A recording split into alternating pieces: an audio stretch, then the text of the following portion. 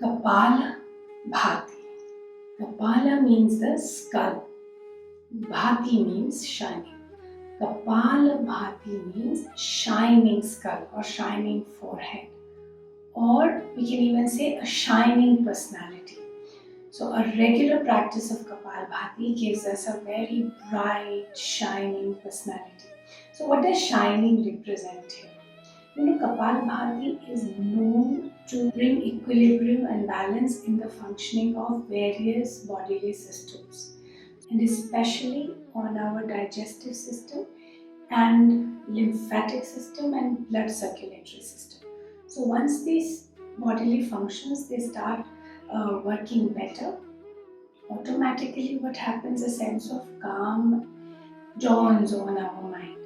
And more importantly, there is, since the mind is more calmer, more settled, the intellect sharpens, you develop a lot of focus in the things that you do. So that eventually reflects into this shining personality. So in Kapal Bhati, what is important is to remember that Kapal Bhati is about active exhalation and the inhalation here is passive. And during the active exhalation, we keep our attention on our abdomen, mostly on the navel area.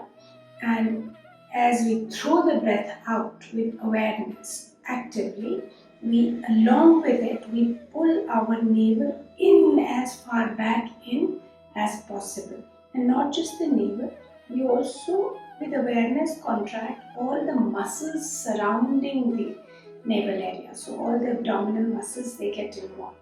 So we contract all the muscles here with active exhalation. And then we release all the muscles. The moment your navel moves out, inhalation happens on its own.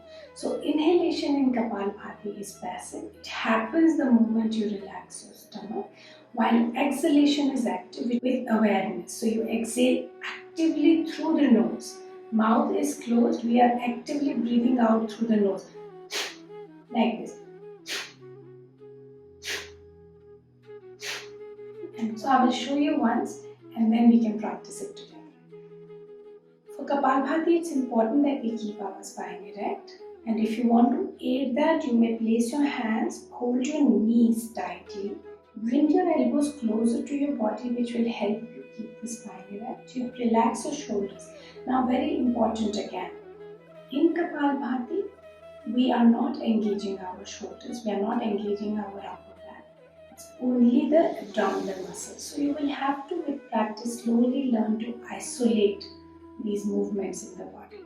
So this is one way of sitting for Kapal Bhati. And if you are used to sitting with spine erect, you may also place your hands, palms facing up on your knees, whichever is comfortable. Now I'll show you how to do Kapal Bhati and then we practice together.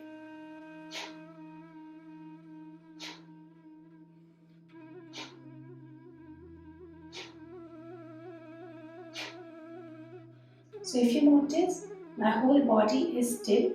It's just the abdominal muscles that are involved. And as you progress in your practice, you can take your awareness towards the muscles that are below your navel area. Those muscles usually don't get engaged in Kapal Bhati. So as we practice for a couple of days or weeks, start engaging the lower abdomen into the contractions.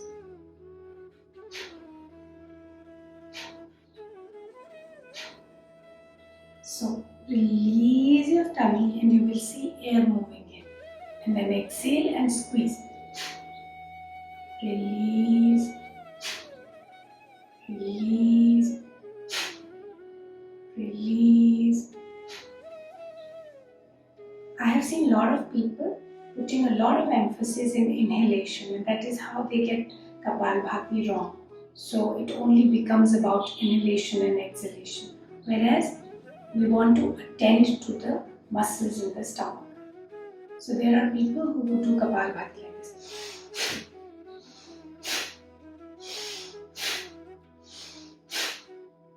So this is not how we do Kapal Bhati. Once again, inhalation happens the moment you relax your stomach.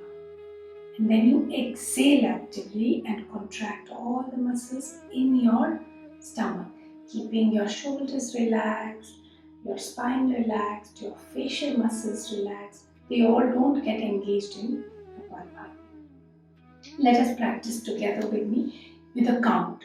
So when I say one would not mean inhale. One would mean relax your stomach. Means create way for air to go in. And then I'll give you a count. 2.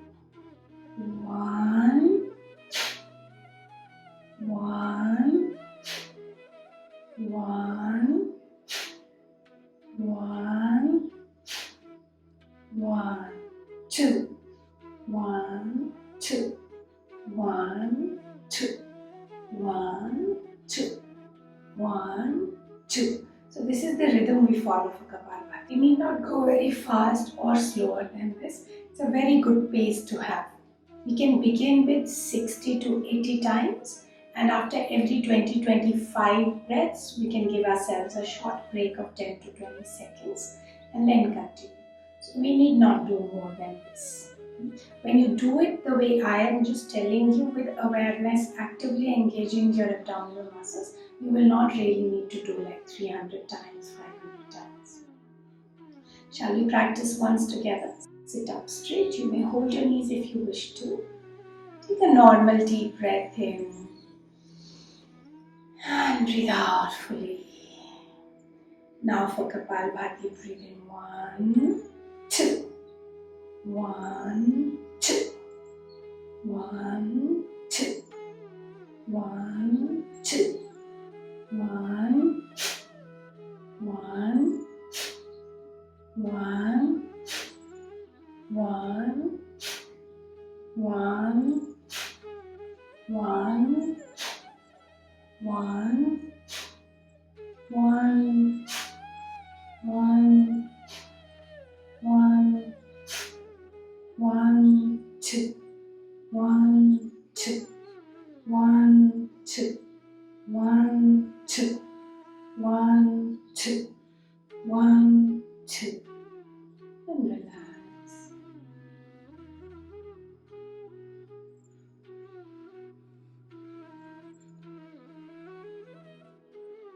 So you can practice 3 to 4 rounds of Kapal Bhati like this.